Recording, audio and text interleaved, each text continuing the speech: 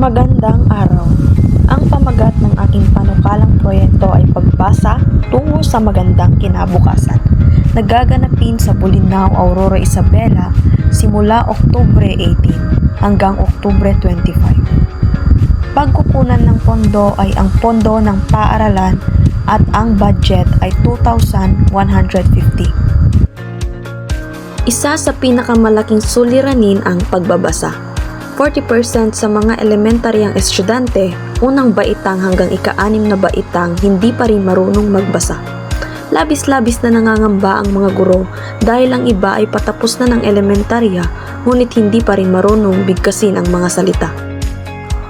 Para sa description ng proyekto, ang pagbabasa ay hindi lamang pagbigkas ng salita. Ito ay pag-aaral ng lengguwahe, pag-intindi at pagiging interesado. Ito ang pinakamahalagang bagay na dapat matutunan. Ang aking layunin sa panukalang proyekto na ito ay tulungan at hikayatin ang mga elementarya na magbasa. Kwentuhan upang sila ay handang makinig at maglaro upang hindi sila mainip.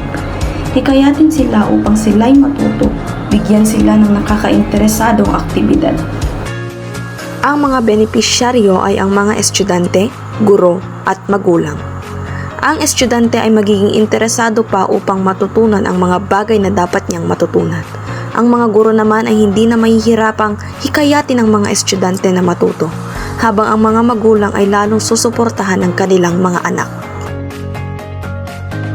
Ang lahat ng nagastos mula sa bond paper ay nagkakahalaga ng 1,500 pesos. Sa ink, 150 pesos. Sa mga lapis, 105 pesos. Sa mga pagkain, nagkakahalaga ito ng 400 pesos. Sa kabuuan, ito ay nagkakahalaga ng 2,150 pesos. Ang araw kung kailan magsisimula ang aking proyekto ay sa Oktubre 18 at matatapos ito sa Oktubre 25. Para naman sa pagtataya at ebalwasyon, upang matiyak na ang mga layunin ng proyekto ng pagbasa tungo sa magandang kinabukasan, ang mga sumusunod na pagtatasa ay gagawin. Una, tukuyin kung mas maraming mga bata ang interesado at may motibasyon na magbasa batay sa obserbasyon ng guro.